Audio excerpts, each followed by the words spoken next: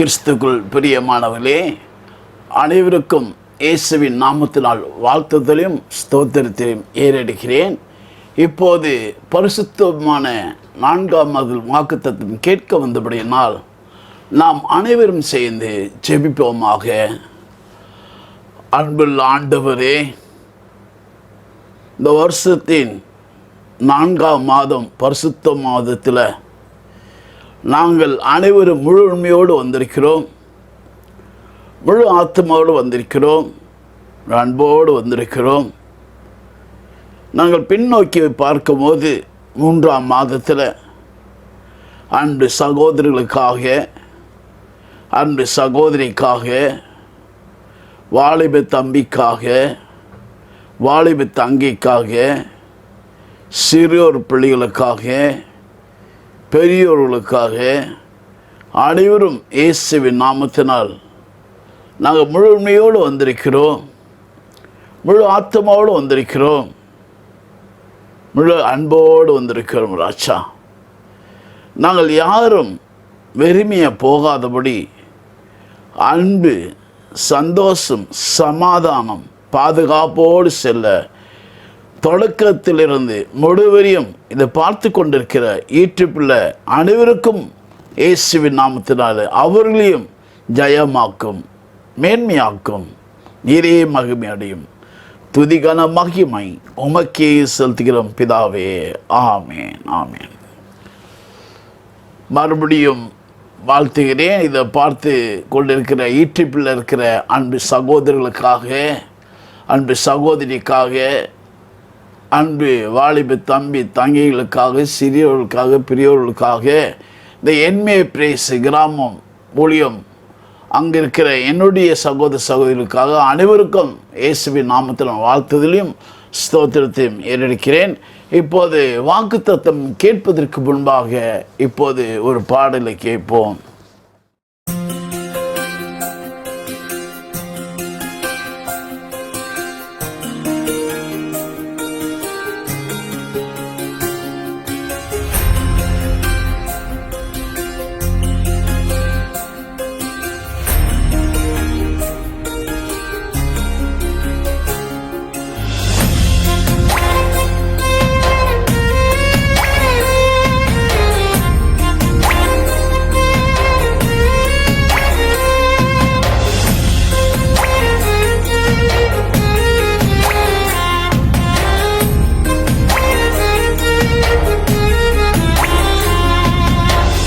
யாரிடத்தில் சொல்லி நான் அழுவேனையா, யாரிடத்தில் சொல்லி நான் அழுவேனையா, என் ஆத்துமாவே எனக்குள் அழுவதையா, என் ஆத்துமாவே எனக்குள் அழுவதையா.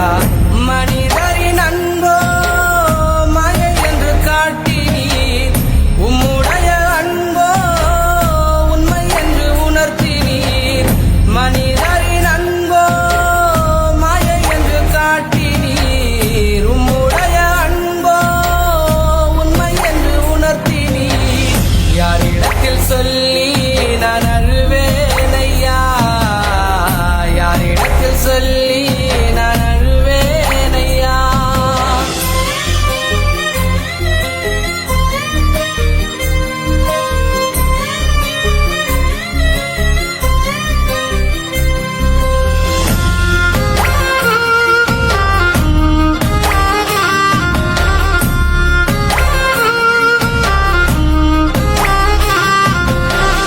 சந்தோஷம் சோகமும் பக்கத்திலே இருக்குதே, சோதனையும் வேதனையும் என்னை பார்த்து சிரிக்கிறே. சந்தோஷம் சோகமும் பக்கத்திலே இருக்குதே, சோதனையும் வேதனையும் என்னை பார்த்து சிரிக்கிறே. மனிதரின் முன்னே அவமானப்பட்டதினால் இயேசுவோ என் மேலே இறக்கப்பட்டாரே.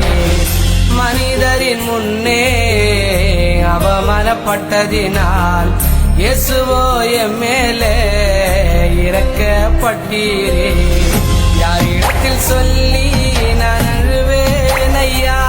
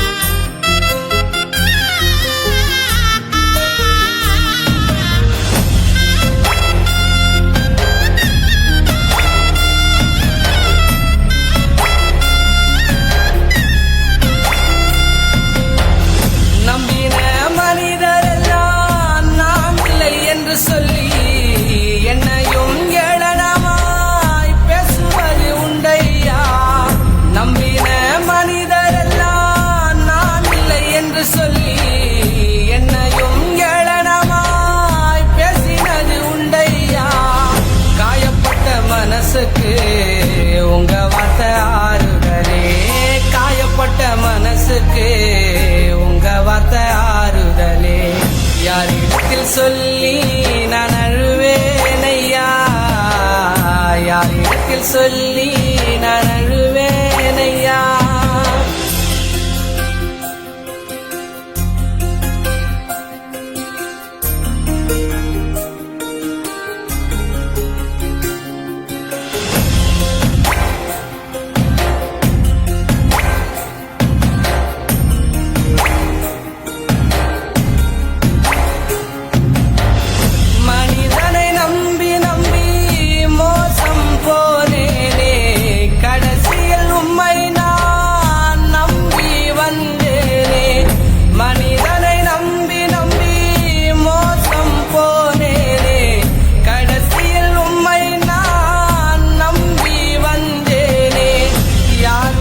போனால் என்ன என்னோடு நீர் உண்டு, யார் விட்டு போனால் என்ன என்னோடு நீர் உண்டு.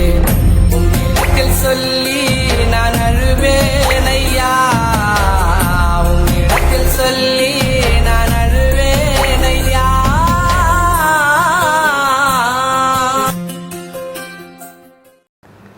அருமையான அன்பு சகோதரர் பாஸ்டர் அவர்கள் பாடின பாடல் யாரிடத்தில் சொல்லி நான்.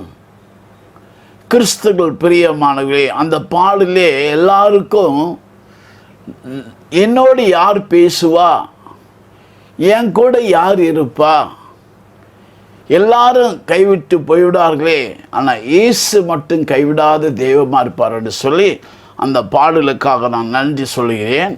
இப்போது வாக்குத்தத்தம் கேட்பதற்காக, இந்த வாக்குத்தத்தம் பரிசுத்தமான மாதத்தில் வாக்குத்தத்தமாக இருக்கிறது. ஏனென்றால் இந்த வாக்குத்தத்தம் அடித்தளமே, இந்த வாக்குத்தத்தம் பரிசுத்தவாரம் வாக்குத்தத்தம் மெய்ய பொருளே எல்லாருடைய வாழ்க்கையில் எல்லாருடைய குடும்பத்திலையும் முதலாவது என்ன தேவை என்றால், இந்த உலகத்தில் வாழ்வதற்குள்ள நமக்கு என்ன தேவை என்றால், இந்த பரிசுத்தமான மாதத்தில் பரிசுத்தமான வாரத்தில் மைய பொருளாக அன்பு, உண்மை, பரலோகம். இன்னைக்கு அந்த அடிப்படையாக கிறிஸ்துவுக்குள் பிரியமானவர்களே, அந்த அடிப்படையாக அன்பு, உண்மை, பரலோகம். அப்போஸ்தலர் எழுதின நடவடிக்கைகள் 1ஆம் அதிகாரம் 8ஆம் வசனம். கிறிஸ்துவுக்குள் பிரியமானவர்களே, எல்லார் கையிலும் இப்போ செல் இருக்கிறபடினால நீங்கள் வீட்டுக்கு தான் போய் அந்த வேதத்தை எடுக்கணுன்றதில்லை, அது வீட்டில் தான் எடுத்துகிட்டு எல்லார் கையில் செல் இருக்கிறது. செல் இருக்கிறது தயவுசெய்து இதை பார்த்து கொண்டு யூடியூப்லையாக இருக்கட்டும், இதை கேட்டுக்கொண்டு யாராக இருந்தாலும் வேதத்தை எடுத்துக்கொள்ளுங்க. அப்போஸ்தலர் 1ஆம் அதிகாரம் 8ஆம் வசனம். அந்த வசனத்தில் அழகாக சொல்லப்பட்டது, பரிசுத்த ஆவி உங்களிடத்தில் வரும்போது நீங்கள் பலனடைந்து. ஹல்லேலூயா. அப்போ நமக்கு பரிசுத்த ஆவி தேவை என்றால் நாம் எப்படி இருக்க வேண்டும்? நம்முடைய குடும்பத்தில் சந்தோஷம் வேணும் என்றால், நம்முடைய குடும்பத்தில் சமாதானம் வேணும் என்றால், நம்முடைய வாழ்க்கையில் எப்போது நாம் உண்மையாக இருப்பதற்காகவே, நாம் எப்போது அன்பாக இருப்பதற்காகவே, எப்போது நம்ம வீட்டில் சஞ்சலமே இருக்காதபடி இருப்பதற்கு காரணம் முதலாவது அன்பாகவே இருக்கணும்.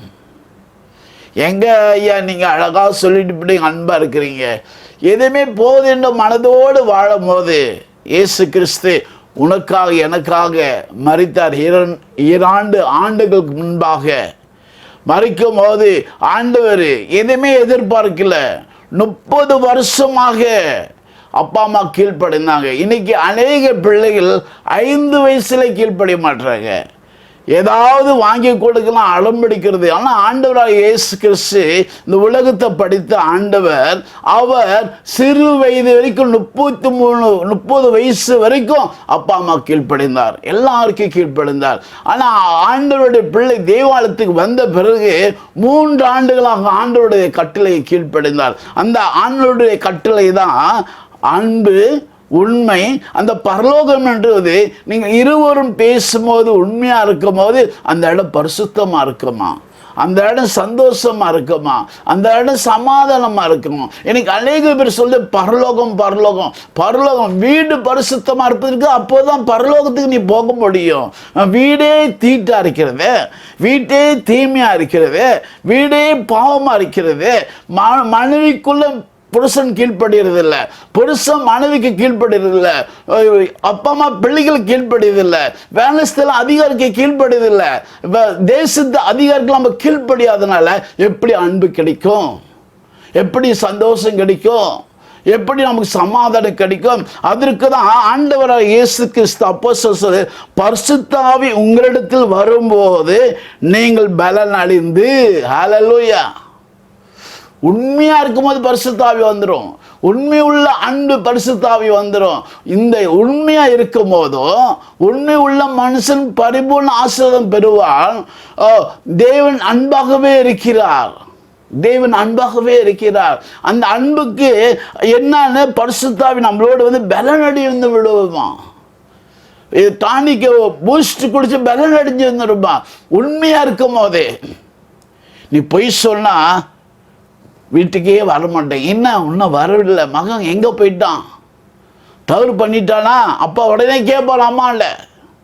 அம்மா சொல்லுவாங்க, மறிப்பாங்க, இல்லைங்க உடனே இல்லைங்க வந்துடுவாங்க. உண்மையாக இருந்தால் சரியான வேலை முடிச்சுட்டு வீட்டுக்கு வருவான், உண்மை இல்லைன்னா பொய் சொல்கிறான்னு அர்த்தம். வீடு அலங்கோலமாக இருக்கும், வீட்டில் சந்தோஷம் இருக்காது, சமாதானம் இருக்காது. அதுக்கு உண்மையாக இருந்தபடினால, உண்மையும் அன்பு இருந்தபடினால பரலோகம் என்றது பரிசுத்த ஆவி உங்களிடத்தில் வரும்போது நீங்கள் பலன் அடைந்து எருசலேமிலும் யூதா முழுவதிலும் சமரியாவிலும் பூமியின் கடைசி பரியந்தம் எனக்கு சாட்சிகளா இருப்பீர்கள் என்றார். ஹல்லேலூயா. என்ன நம்ம எவ்வளோ படிச்ச ஆண்டவர் கேட்க போறாரா, எவ்வளோ பொருள் வைத்திருன்னு கேட்க போகிறாரா, எவ்வளோ வீடு வைத்திருக்கிறது கேட்க போகிறாரா, எவ்வளோ புகழ் இருக்கிறது கேட்க போகிறாரா? இல்லை, என்னோடு வா, நான் உன்னோடு இருக்கிறேன், சிம்பிள். என்னிடத்தில் வரையும் நான் ஒருபோதும் நான் பொறுமை தள்ளுவதில்லை. அந்த பரிசுத்தமான வாரம், பரிசுத்த மாதம், ஏப்ரல் மாதத்தில் நம்ம வந்திருக்கிறோம். பரிசுத்த வாரம் ஏப்ரல் மாதத்தில் பரிசுத்த ஆவி நம்மளோடு இருக்கும் போது நம்ம புது அன்பு கிடைக்கும், புதிய சந்தோஷம் கிடைக்கும், புதிய சமாதானம் கிடைக்கும். அப்போது நாம் அந்த சந்தோஷத்துக்கும் சமாதானத்துக்கும் நான் எங்கே சென்றாலும் நம்ம சாட்சிகளாகவே இருப்பாங்க. ஏன் சாதாரண வீட்டிலே பேசுவாங்க, ஒரு வேலை ஸ்தலத்தில் பேசுவாங்க, ஒரு சபையில் பேசுவாங்க. இப்போ தம்பி முன்ன போல் இல்லைங்க, ரொம்ப பக்தியாக இருக்கிறேன், ஆலயத்துக்கு ஒழுங்காக வராங்க. அது அதிகாரி சொல்லுவாங்க வேலை ஸ்தல, இப்போ வெறிய ஒழுங்காக வர்றாரு அந்த தம்பி, ஒழுங்காக வேலை செய்கிறாரு. ஏதோ ஒரு மாற்றம் கிடைக்கிறது இல்லை, ஒரு மாற்றம் ஆகிவிட்டார்ல அந்த தம்பி. அந்த மாற்றம்தான் பரிசுத்த ஆவி உங்களிடத்தில் வரும்போது நீங்கள் பலன் அடைந்து எருசலேமிலும் யூதா முழுவதிலும் சமரியாவிலும் பூமியின் கடைசி வரைந்தும் எனக்கு சாட்சிகளாக இருப்பார்கள் என்றார். காலையில் எழுந்தவனை செபிக்க வேணும், காலையிலேருந்து வேதத்தை வாசிக்க வேணும், அப்பா அம்மா கீழ்ப்படி வேணும், திருமணம் மனைவி கீழ்ப்படியணும், மனைவி புருஷருக்கு கீழ்ப்படியணும், அப்பா அம்மா பிள்ளைகள் சொல்கிறது பிள்ளைகள் கேட்கணும், அப்பா அம்மா கீழ்ப்படியணும். அப்போ குடும்பம் பரலோகமாக இருக்கணும். முதலாவது பூமியில் சாட்சியாக இருக்க சொல்கிறாரு. கிறிஸ்துகள் இதை கேட்டுக்கொண்டு இருக்கிற யூடியூப்பில் அன்பு சகோதரன் சகோதரியாக இருக்கட்டும், வாலிப தம்பி தங்கியாக இருக்கட்டும், இது என்மே விசுவாசிகளாக இருக்கட்டும், எங்கே சாட்சியாக இருக்கணுமா தெரியும். வாசிக்க பாருங்க, அப்போஸ்தலர் 1:8, பரிசுத்த ஆவி உங்களிடத்தில் வரும்போது நீங்கள் பலன் அடைந்து எருசலேமிலும் யூதா முழுவதிலும் சமரியாவிலும் பூமியின் கடைசி வரைந்தும் எனக்கு சாட்சிகளா இருப்பீர்கள் என்றார். ஹல்லேலூயா. அவர் வர வரைக்கும் நம்ம சாட்சியாக இருக்கணும். எங்கே இந்த எனக்கு இந்த செல்லு வந்ததோ உடனே மம்மி கால் பண்ணுவாங்க, ஜான் எங்கே இருக்கிற, இதை வந்துட்டோம் மம்மி, ஆண்டவே ஆண்டவே ஆண்டவே. எத்தனை போய் அதே போல் மெர்சிக்கு ஃபோன் பண்ணுவாங்க, சரி பையனா அப்படி இருக்கிறான மெர்சி எங்கே, மெர்சி நீ எங்கே இருக்கிற? காலையில் வேலை முடிச்சு நீ வீட்டுக்கு சீக்கிரம் வந்துடுவே, இன்னும் வரலையே. ஆண்டவே எங்கே நம்ம சாட்சியாக இருப்போம்? பொய் இல்லை அம்மா, இது வேலை முடிஞ்சிட்டு நான் வரேன், நான் இங்கே இருக்கிறேன். இந்த இலைக்கு இந்த செல்லு வந்ததோ வளர்ச்சி இருக்கிறதோ, அதே போல் பொய் வளர்ச்சி அதிகமாக இருக்கிறது. வளர்ச்சி இருக்கிறது, பாவங்கள் வளர்ச்சி ஆகிவிட்டது, பொய்கள் வளர்ச்சி ஆகிவிட்டது. அப்போ பரிசுத்த ஆவி எப்படி வரும்? எப்படி நம்ம சாட்சியில் இருக்க முடியும்? அது அடுத்த வசனம் என்ன சொல்றாரு? சங்கீதம் 130:4, உமக்கு பயப்படும்படிக்கு உம்மிடத்தில் மன்னிப்பு உண்டு. ஹல்லேலூயா. அப்பா அம்மா கீழ்ப்படிஞ்சாவே மன்னிப்பு. ஆனால் ஆண்டவர் என்ன சொல்றாரு? உமக்கு பயப்படும்படிக்கு. சங்கீதக்காரன் சொல்வது சங்கீதம் 130:4, உமக்கு பயப்படும்படிக்கு உம்மிடத்தில் மன்னிப்பு உண்டு. நீங்கள் நம்ம யாருக்குமே பயப்படுறது இல்லையே. பரிசுத்தமான ஞாயிற்றுக்கிழமை ஆராதனை தொடங்கும் போது 8:15 துதி ஆராதனா, செய்திக்கு 9:30 வருகிறோம். சில உபாச கூட்டம் என்றால் சரியான நேரத்து உபாச கூட்டம்னா ஒரு 11 மணிக்கு வரும். அப்போ ஆண்டவர் நம்ம எல்லாமே லேட்டாக தான் கொடுப்பாரு. என்னை கனப்படுத்துவேன், என் பிதாவை கனப்படுத்துகிறான். அழகாக தெளிவாக சொல்கிறாரு. இந்த பாருங்க, நான் சொல்ல சங்கீதம் 130:4 சொல்ல, உமக்கு பயப்படும்படிக்கு உம்மிடத்தில் மன்னிப்பு உண்டு. நம்ம பயப்படுறதில்லை யாருமே. அவனை பெரியாளா? அவன் என்ன பண்ணிடுவான்? ஆண்டவர் பார்க்கிறார். தாழ்மையுள்ளவனுக்கோ தேவன் கிருபை அளிக்கிறார், பெருமை உள்ளவனுக்கோ தேவன் எதிர்த்து நிற்கிறார். அதுக்கு மேலே நான் சொல்ல விருப்பம் இல்லை. வசனத்தை படிங்க. கர்த்தர் நல்லவர் வந்து ருசித்து பாருங்க. கர்த்தர் நல்லவர் வந்து ருசித்து பாருங்க. இந்த பரிசுத்தமான மாதத்தில், இந்த பரிசுத்தமான இந்த வாரத்தில் ஆண்டவர் ருசியான நல்லவருங்க. உண்மையாகவே ஆண்டவராக இயேசு கிறிஸ்து உங்களை தேடி வருகிறார். இந்த மறுபடியும் இந்த சாட்சி சொல்லிக்கொண்டே இருக்க போல. அந்த பரிசுத்த வாரத்தில் ஒரு சகோதரி 12 ஆண்டுகளாக வேதிப்பட்டு இருந்தார். ஒரு சகோதரி 12 ஆண்டுகளாக வேதியோடு இருந்தார். அவருடைய பணம் எல்லாம் செலவாகிவிட்டது, வைத்தியத்திற்கே செலவாகிவிட்டது. எல்லாரும் ஒதுக்கப்பட்டாங்க. அவங்க அப்பா அம்மா எல்லாரும் 12 வருஷமாக இந்த பெண் வேதியார்கள் வீட்டிலே இருக்க முடியல. ஒரே நாற்றமாக இருக்குது. என்ன செய்வது? அப்போது யாரோ ஒரு சகோதரி சொல்லியிருக்கிறாங்க ஒரு கூட்டத்தில், இயேசு வருகிறாருமே, இந்த பரிசுத்தமான வாரத்தில் இயேசு வருகிறாருமே. 12 வருஷம் வேதியுள்ள அந்த பால் உள்ள ஸ்திரீ போய் கூட்டத்தில் போய் நெருக்கிறாங்க. பார்க்க முடியல, இயேசுவை பார்க்க முடியாதனால தெரியாத ஒரு ஓரமாக அவளுடைய விரல் பட்டு விட்டது ஆண்டவருடைய வஸ்திரத்தை. அப்போது ஆண்டவர் கேட்கிறார், சிசுகளே, என்னுடைய வல்லமை எங்க புறப்பட்டு போனது? பரிசுத்த ஆவி. ஹல்லேலூயா. அப்ப சீசர்கள்லாம் சொன்னாங்க, இந்த மகள், இந்த ஸ்திரீ, இந்த சகோதரி தொட்டு இருக்கிறா, வல்லமை புறப்பட்டு போல சுகம் அடைந்தா. எவ்வளோ பவர்ஃபுல்ல! பரிசுத்த ஆவி உங்களிடத்தில் வரும்போது நீங்கள் பலன் அடைவீங்க. அது அன்பாக இருக்கட்டும், அது வியாதியாக இருக்கட்டும், கடன் பிரச்சனையாக இருக்கட்டும், வீட்டில் சந்தோஷம் இல்லை, பரிசுத்த ஆவி வரும்போது பவர் ஜீசஸ் பவர். ஹல்லேலூயா. அதுக்கு அடுத்துக்கு வசனம் சொல்லு, உமக்கு பயப்படும்படிக்கு உம்மிடத்தில் மன்னிப்பு உண்டு. அதுக்கு அடுத்த வசனம் என்ன சொல்றாரு? சங்கீதம் 135, கர்த்தருக்கு காத்திருக்கிறேன், என் ஆத்துமா காத்திருக்கிறது, அவருடைய வார்த்தையை நம்பியிருக்கிறேன். கர்த்தருக்கு பயந்தா போதாது.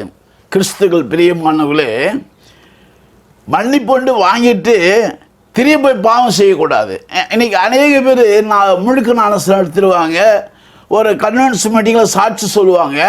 சாட்சி சொல்லிவிட்டு அந்த 6 நாள் திரும்பி அது இப்போ அழகாக ஆங்கிலத்தில் பேசுவாங்க. வீட்டாண்ட போய் அழகாக கொடா சண்டை போடுவாங்க.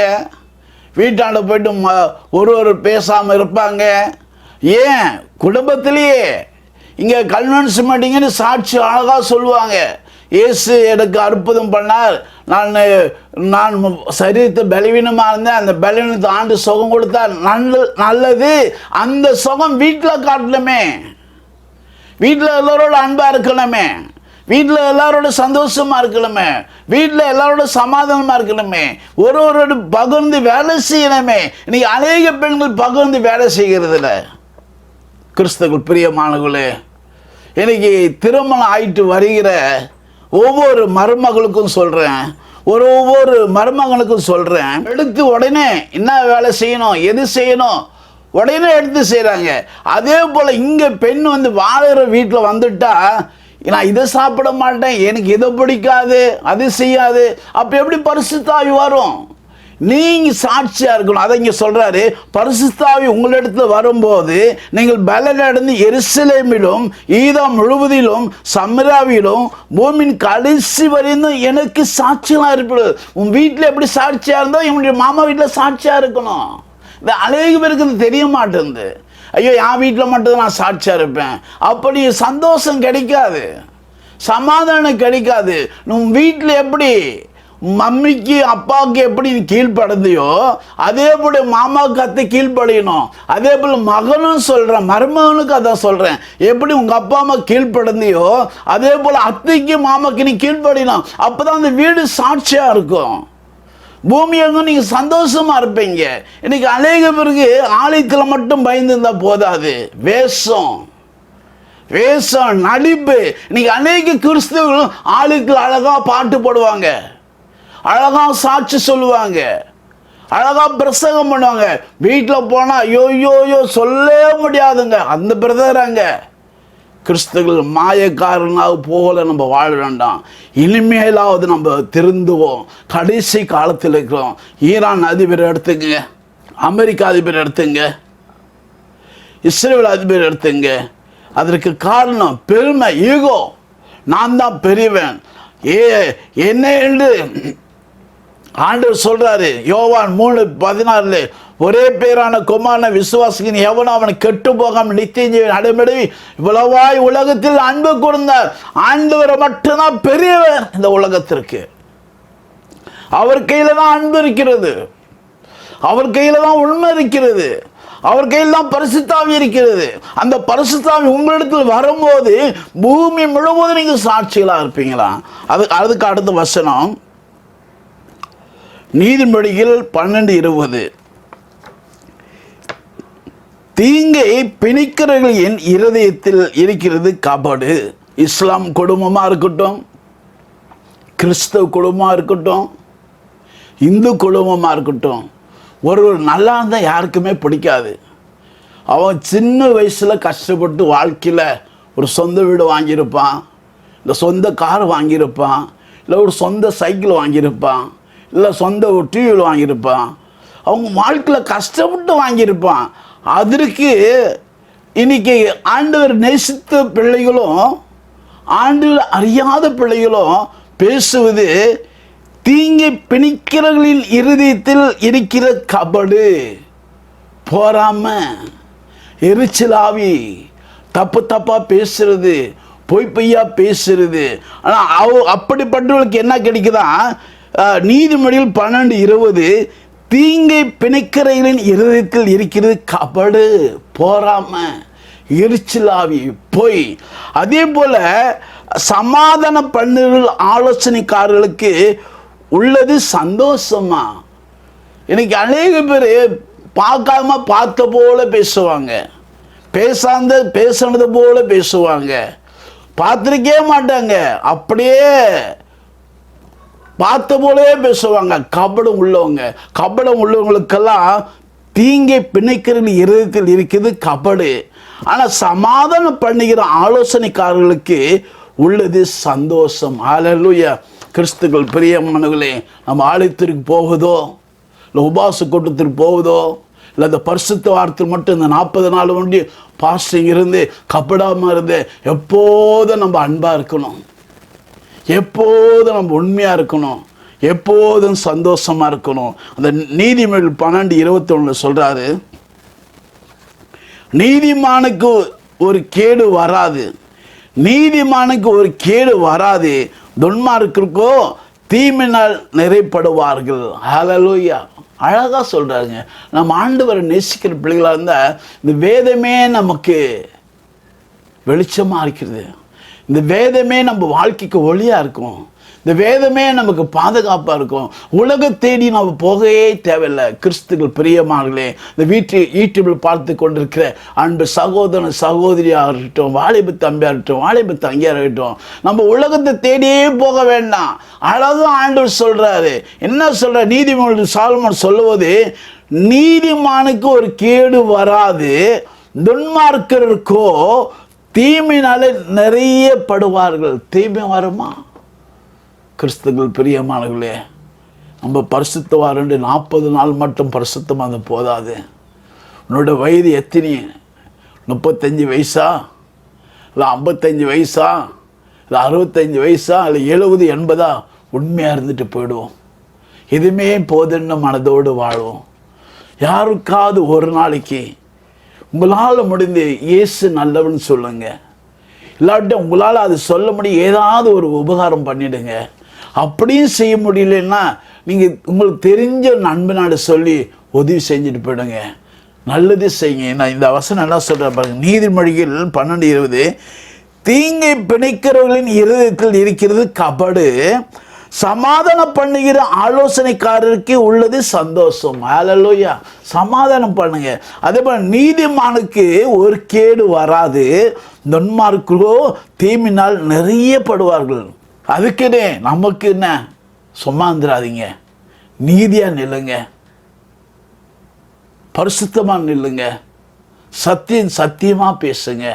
உண்மை உள்ள மனுஷன் பரிபூர்ண ஆசீர்வாதம் பெறுவான். நீதிமொழி 12:22 சொல்றாரு, பொய் உதடுகள் கர்த்தருக்கு அருவருப்பானவைகள், உண்மையாய் நடக்கிறவர்களோ அவருக்கு பிரியம். ஹல்லேலூயா. வண்டர்ஃபுல்லா டேடி. இதெல்லாம் நமக்கு தெரிய மாட்டேங்குது. இப்போ இந்த செல்லு அன்னைக்கு பொய் மேலே பொய், தப்பு தப்பா பேசி நான் சொல்ல இந்த 2 வசனம் வாசிக்கிறோம். நீதிமானுக்கு ஒரு கேடு வராது, துன்மார்க்கருக்கோ தீமையினால் நிறைய படுவார்கள். பொய் உதடுகள் கர்த்தருக்கு அருவருப்பானவைகள், உண்மையாய் நடிக்கிறவர்களோ அவருக்கு பிரியம். உண்மையாக இருக்கலாமே. இந்த 40 நாள் மட்டும் இயேசு எனக்காகவே வந்தார்ல, இயேசு எனக்காகவே வாழ்ந்தார்ல, இயேசு எனக்காகவே மரித்தார்ல, நான் அவருக்காக 40 நாள் நான் உபவாசம் இருக்கிறேன். காலையில் சாப்பிட மாட்டேன், மதியம் சாப்பிட மாட்டேன். 40 நாள் முடிஞ்ச பிறகு நான் பொய் பேசுவேன், நான் போராமல் பண்ணுவேன், சொல்லாத சொல்லுவேன். அது வாழ்க்கை இல்லைங்க, வாழ்க்கை இல்லை. அந்த மையப்பொருள் அழகாக சொல்லப்பட்டது. அன்பு உண்மை பரலோகம். அன்பு உண்மை இருந்தால் பரலோகம். இந்த பொய் பேசிக்கொண்டு தீமை சொல்லிக்கொண்டு பரலோகம் கிடைக்காது. நீதிமொழிகள் 12:21 சொல்லப்படுது, நீதிமொழி 12:22 சொல்லப்படுது.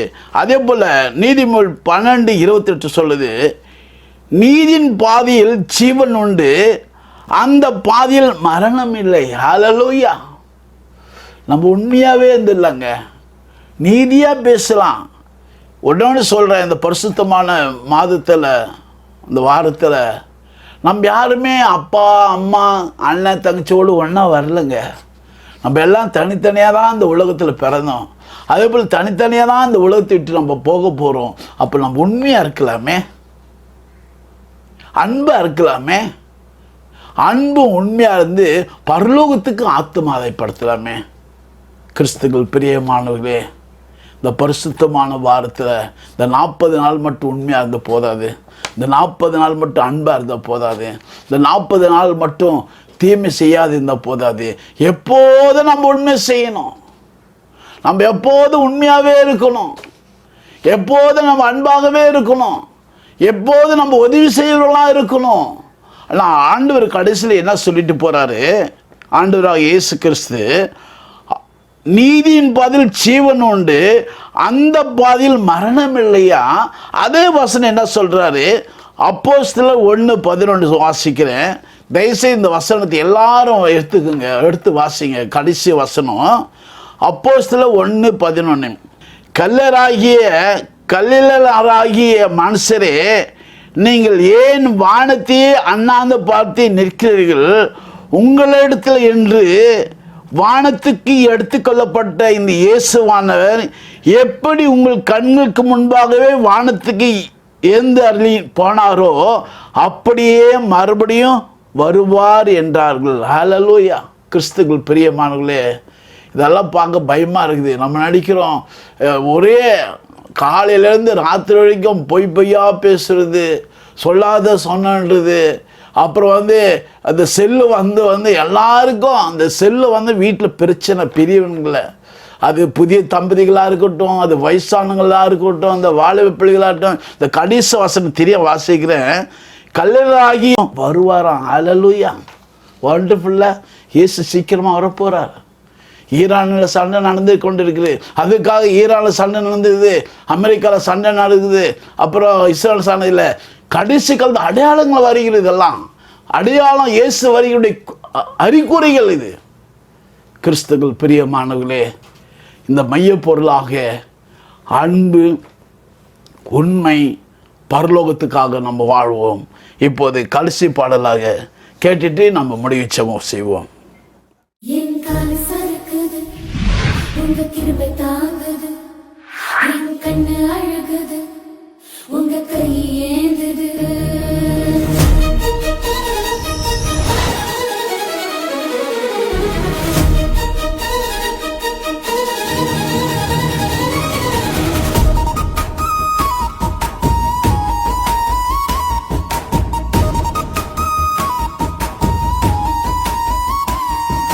காலு சறுக்குது, உங்க கிருபை தாங்குது, என் கண்ணு அழுகுது, உங்க கை ஏந்துது.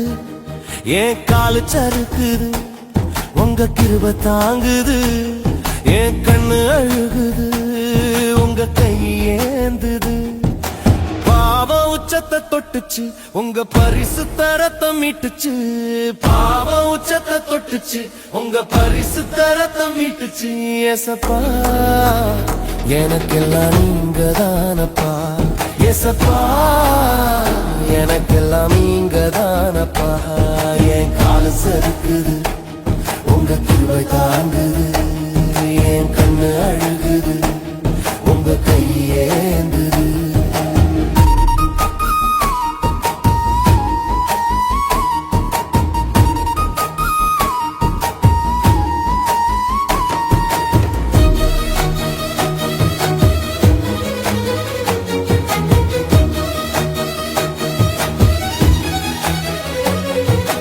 உள்ளத்துல சோகம் பெருகுச்சு, உங்க ஆறுதல் தேற்றியது. என் தேகத்துல நோய் வந்துச்சு, உங்க வசனம் மாற்றியது. என் உள்ளத்துல சோகம் பெருகுச்சு, உங்க ஆறுதல் தேற்றியது. என் தேகத்துல நோய் வந்துச்சு, உங்க வசனம் மாற்றியது. தீரவில்லை என் நெருக்கம், தீர்த்ததையா உங்க இரக்கம். தீரவில்லை என் நெருக்கம், தீர்த்ததையா உங்க இரக்கம். கருவில் கலைய போனேன், உங்க கருணை காப்பாத்துச்சு. நான் விபத்தில் மறிக்க போனேன், உங்க சமூகம் தூக்கிருச்சு. என் காலு சறுக்குது, உங்க கிருபை தாங்குது, என் கண்ணு அழுகுது, உங்க கை ஏந்துது. பாவம் உச்சத்தை தொட்டுச்சு, உங்க பரிசுத்த ரத்தம் மீட்டுச்சு. ஏசப்பா, எனக்கெல்லாம் நீங்க தானப்பா.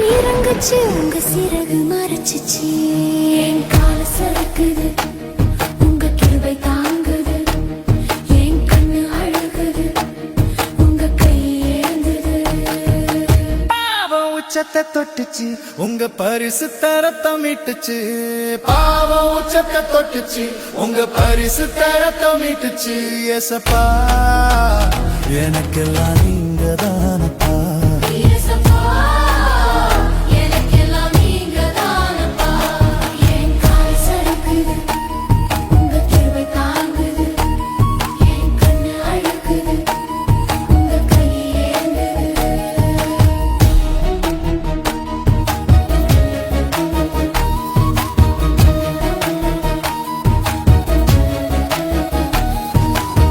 அருமையான அந்த பாசு பாடின பாடல், என் கால் சறுக்கிய அவர் கிருபை, என் கால் சறுக்கியது அவர் கிருபையிலாம் நிற்க முடியாது.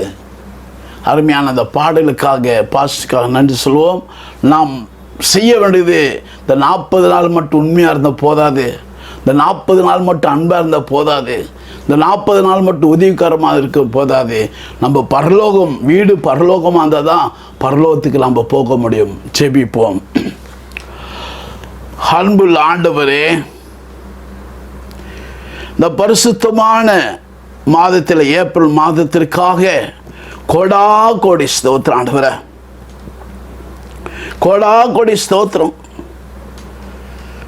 பரிசுத்தாவி வரும்போது நம்ம பலன் அடைய முடியுமா? பரிசுத்தாவி வரும்போது அன்பு கிடைக்கும், பரிசுத்தாவி வரும்போது உண்மை கிடைக்கும், பரிசுத்தாவி வரும்போது சந்தோஷம் கிடைக்கும், பரிசுத்தாவி வரும்போது ராஜா கூட பிரபு கூட உலகம் முழுவதும் நாங்கள் சாட்சியாக இருப்போம். ஆனால் பரிசுத்தாவி இல்லைன்னா என்னால் யாருமே பேச மாட்டாங்களே, என் குடும்பத்தால் யாருமே பேச மாட்டாங்களே, என் தேசத்தில் என்னால் வேலை கூட எதுவுமே கிடைக்காதே. இந்த ஒரு விஷயம்லாம் எங்களுக்கு தெரிய மாட்டுது டாடி. நீங்கள் அழகாக சொல்லியிருக்கிறீங்க, அப்போஸ்தலர் அழகாக நீங்கள் சொல்லியிருக்கிறீங்க 1:8 பரிசுத்தாவி வரும்போது நீ பலன் அடைவ, உலகம் போது நீ சாட்சியாக இருப்பீங்களா? ஹல்லேலூயா. இதை கேட்டுக்கொண்டிருக்கிற அன்பு சகோதரனுக்காக, இதை கேட்டுக்கொண்டிருக்கிற அன்பு சகோதரிக்காக, வாலிப தம்பிக்காக, வாலிப தங்கிக்காக, இந்த யூடியூப் பார்த்து கொண்டிருக்கிற ஒவ்வொரு மாதமாக யூடியூப் பார்த்து கொண்டிருக்கிற அன்பு சகோதரனுக்காக, சகோதரிக்காக, வாலிப தம்பி தங்கைகளுக்காக இந்த மாதத்தில், இந்த ஏப்ரல் மாதத்தில், பரிசுத்தமான மாதத்தில் நீங்கள் பலன் அடைய வேண்டும் என்றால் பரிசுத்தாவி வர வேண்டும். அந்த பரிசுத்தாவி வரும்போது உண்மையாக இருக்க வேண்டும், அன்பாக இருக்க வேண்டும், சந்தோஷமாக இருக்க வேண்டும். வீடு பரலோகமாக இருந்தால் அந்த பரலோகத்துக்கு ஆண்டவர் நம்மளை அழைத்து கொண்டு போவாராம். இப்போது கடைசியில் வசனத்தை பார்த்தோம், அழகா சொன்னார் ஆண்டவராக இயேசு கிறிஸ்து. அப்போஸ்தலர் 1:11 நான் எப்படி போனனோ அப்படியே நான் மறுபடியும் வருவேன். ஹல்லேலூயா, ஹல்லேலூயா, ஹல்லேலூயா. நீங்கள் வரப்போகிறீங்க, நீங்கள் வரப்போகிறீங்க, அதற்காக ஸ்தோத்திரம். அதுக்குள்ள நான் எத்தனை ஆத்தம் ஆதாயப்படுத்தினு தெரியல டாடி. என்னோட வயது 60, 50 ஆத்தம் ஆதாயப்படுத்தினா தெரியலையே. எப்போ பார்த்தாலும் என் மனைவியோடு சண்டை, எப்போ பார்த்தாலும் என் கணவனோடு சண்டை, எப்போ பார்த்தாலும் பிள்ளைங்களாண்டு சண்டை, எப்போ பார்த்தாலும் வேலை ஸ்தலத்தில் சண்டை, எப்போ பார்த்தாலும் சமாதானம் இல்லை. ஏதோ ஆலயத்துக்கு படி உபவாசம் கூட்ட போகிறது பெரிதல்ல, ஆலயத்தில் போய் ஆராதனை துதிப்பது பெரிதல்ல. உன் வீடு பரலோகமாக இருக்கணும். அந்த பரலோகமாக இருக்கும்போது ஆண்டவர் வருவார். எப்படி போனார் அப்படியே வந்து நம்மளை அழைத்து கொண்டு போவதற்காக ஸ்தோத்திரம் ஆண்டவரே. ஹல்லேலூயா. நன்றி தகப்பனே, நன்றி தகப்பனே. என்னுடைய இந்தியா நாட்டு ஜனாதிபதிக்காக ஸ்தோத்திரிக்கிறோம், இந்தியா நாட்டு பிரதமருக்காக ஸ்தோத்திரிக்கிறோம். வரப்போகிற என்னுடைய தமிழ்நாட்டு தேர்தலுக்காக உங்களுடைய கருத்தில் வைக்கிறேன். என் தமிழ்நாட்டு முதலமைச்சருக்காக, அந்த தேர்தல் நடத்துகிற அந்த அதிகாரிக்காக உங்களுடைய கருத்தில் வைக்கிறோம். ஆச்சா, அந்த தேர்தல் அதிகாரி நீதியாக நியாயமாக செய்யும்படியாக சமாதான பண்ணும் பாக்கியவான்கள் சமாதானம் பண்ணும் தேர்தலாளுக்கு நீ மகிமைப்படுத்துறாச்சா. அதிகாரியோடு பேசுங்க. போலீஸ் அதிகாரிகளுக்காக ஸ்தோத்திரிக்கிறோம், டாக்டர்களுக்காக ஸ்தோத்திரிக்கிறோம், நர்ஸுகளுக்காக ஸ்தோத்திரிக்கிறோம், அரசாங்க அதிகாரிகளுக்காக ஸ்தோத்திரிக்கிறோம். இந்த ஊழியத்தை எடுத்து செய்து கொண்டிருக்க அன்பு சகோதரன் சகோதரிக்காக அவளுடைய விண்ணப்பு என்னவோ உமக்கு தெரியும். மனுஷன் முகத்தை பார்த்தால் நீ இறைத்து பார்க்கிற தேவனா இருக்கிறபடியா கர்த்தரத்தில் மனமகிழ்ச்சி அவன் இறைத்தில் வேண்டுதல் அருள் செய்வேன்னு சொல்லி நீ மகிமைப்படுத்துவதற்கா ஸ்தோத்திரம் ஆண்டவரே. இந்த நாளில் ராஜா இந்த ஊழியத்தை கொடுத்த என்மேபிரஸ் கிராம ஆலயத்திற்கா ஸ்தோத்திரம். ஏசப்பா எனக்கு கூட்டம் முக்கியம் இல்ல, எங்க நீ அழகா சொல்லியிருக்கிறீங்க டாடி. 1 2 3 பேர் எங்க இருக்கிறார்களோ அங்க வாசம் பண்ணுவேன், அவளோடு பேசுவேன், அவளை அரவணைப்பேன். நீர் அவளோட தேவையை சந்தியும் டாடி. சந்திப்பதற்கா ஸ்தோத்திரம் ஆண்டவரே. நான் பலன் அடிப்பதற்கு எனக்கு பரிசுத்த ஆவியை பலப்படுத்தும். வரப்போற நாட்களிலும் மாதத்திலும் உம்முடைய கிருபையும் உம்முடைய சமாதானம் எங்களோடு இருந்து எங்களை மகிமைப்படுத்தும். துதிகனமாகியமை உமக்கே செலுத்துகிறோம் பிதாவே, ஆமேன். ஆத்துமாவே கர்த்தரை ஸ்தோத்திரி, என் முழுவே பரிசுத்தே ஸ்தோத்திரி. ஆத்துமாவே கர்த்தரை ஸ்தோத்திரி, கர்த்தர் செய்த சகல உபகாரம் வராதே. ஆமேன், ஆமேன். கிறிஸ்துவுக்குள் பிரியமானவர்களே, இந்த மாத வாக்குத்தத்தை கேட்டபடினாலே தொடர்ந்து இந்த கிராம ஜெபத்துக்காக ஜெபித்துக் கொள்ளுங்கள், ஊழியத்துக்காக ஜெபித்துக் கொள்ளுங்கள். நான் உங்களுக்காக ஜெபித்துக் கொள்வேன். கர்த்தர் நம்மளை ஆசீர்வதிப்பாராக. ஆமேன்.